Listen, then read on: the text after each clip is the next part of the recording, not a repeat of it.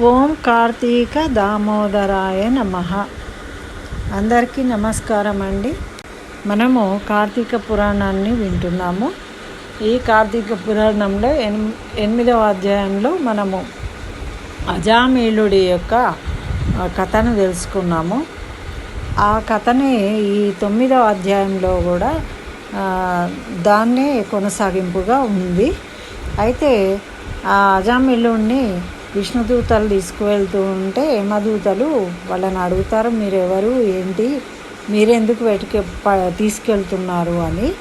మన వశిష్ఠ మహర్షి ఇన్ని పాపాలు చేసిన అజామిళుడిని మరి విష్ణుదూతలు ఎందుకు తీసుకెళ్తున్నారో యమదూతలకు వివరిస్తున్నారు అని జనక మహారాజుతోని తెలియజేస్తున్నాడు ఈ 9వ అధ్యాయంలో. అది ఏంటో ఇప్పుడు మనము విందాము.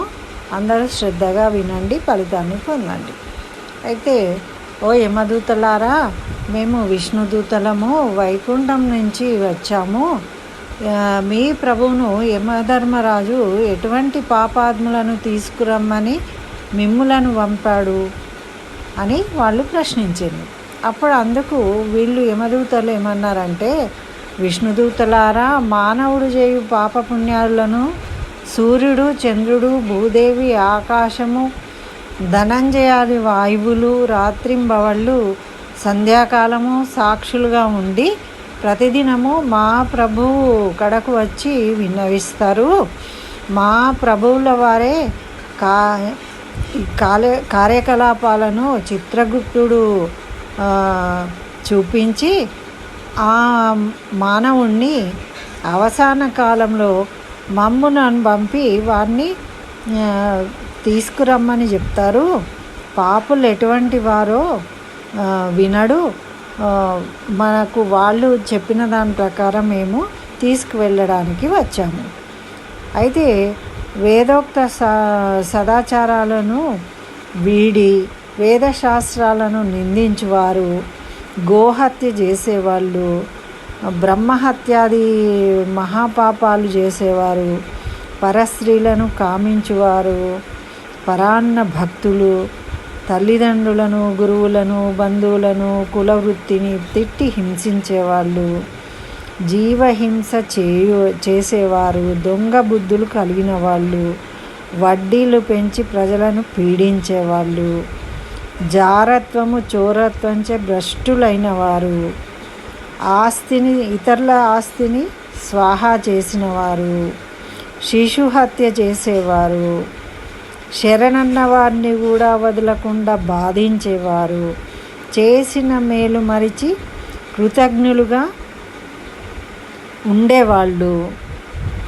పెండ్లిళ్ళు శుభకార్యాలు జరగనివ్వక అడ్డు తగిలేవారు, పాపాత్ములు. అటువంటి వారు మరణించిన తర్వాత నరకం నందు పడవేసి వాళ్ళని దండిస్తారు.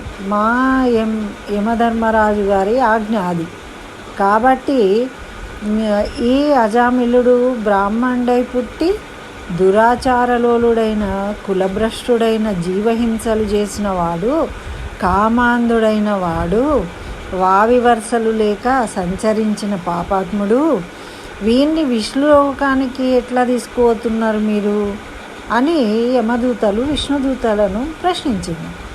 అప్పుడు వీళ్ళు ఏం చెప్తున్నారంటే, ఓ యమకింకర్లారా, మీరెంత అవివేకులు, మీకు ధర్మ సూక్ష్మాలు తెలియవు. ధర్మ సూక్ష్మము ఎట్టిదో చెప్పేదం విను. సజ్జనులతో సహవాసం చేయువారు, జపదాన ధర్మములు చేయువారు, అన్నదానము, కన్యాదానము, గోదానము, సాలగ్రామ దానము చేయువారు, అనాథ ప్రేత సంస్కారం చేసేవారు, తులసి వనంను పెంచేవారు, తటాకములు త్రవ్వించేవారు, శివకేశవులను పూజించువారు, సదా హరినామ స్మరణ చేయువారు, మరణకాలమందు నారాయణ అని శ్రీహరిని కానీ శివ అని శివుని కానీ స్మరించువారు, తెలిసి కానీ తెలియక కానీ మరే రూపంలో హరిస్మరణ చేస్తే వారిని పుణ్యాత్ములు.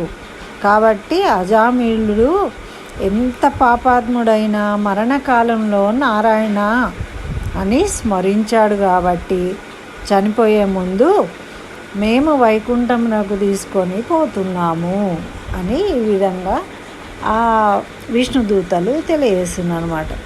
అయితే అజామిళుడు విష్ణుదూతల యమదూతల సంభాషణలను విని ఆశ్చర్యపోతుండు.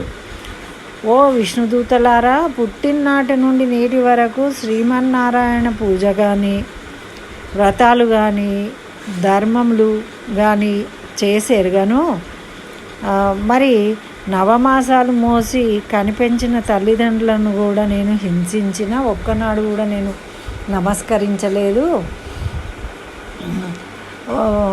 వర్ణాశ్రమ ధర్మాలను కూడా వదిలిపెట్టి కులభ్రష్టుడైన నీచ కులకాంతలతో సంసారం చేసిన నా కుమారుని అందున్న ప్రేమచే నారాయణ అనినంత మాత్రాన నన్ను ఘోర నరక బాధల నుండి రక్షించి వైకుంఠానికి తీసుకొని పోవుచున్నారా? ఆహా, నేనెంత అదృష్టవంతుడను! నా పూర్వజన్మ సుకృతము, నా తల్లిదండ్రుల పుణ్యఫలమే నన్ను రక్షించింది అని ఆయన సంతోషంగా విమానం ఎక్కి వైకుంఠానికి వెళ్ళిండు. కాబట్టి ఓ జనక చక్రవర్తి, తెలిసి కానీ తెలియక కానీ నిప్పును ముట్టిన ఎట్లా బొబ్బలెక్కి పోతుందో, బాధ కలుగుతుందో, అట్లనే శ్రీహరిని స్మరించిన ఎడల సకల పాపాలు నశించిపోయి మోక్షము ప్రాప్తిస్తుంది. ఇది ముమ్మాటికి నిజము.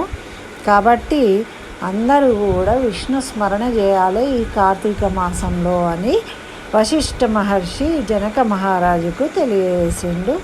ఇది 9వ అధ్యాయము స్కాంద పురాణంలో అంతర్గతమైన కార్తీక మహత్యంలోనిది.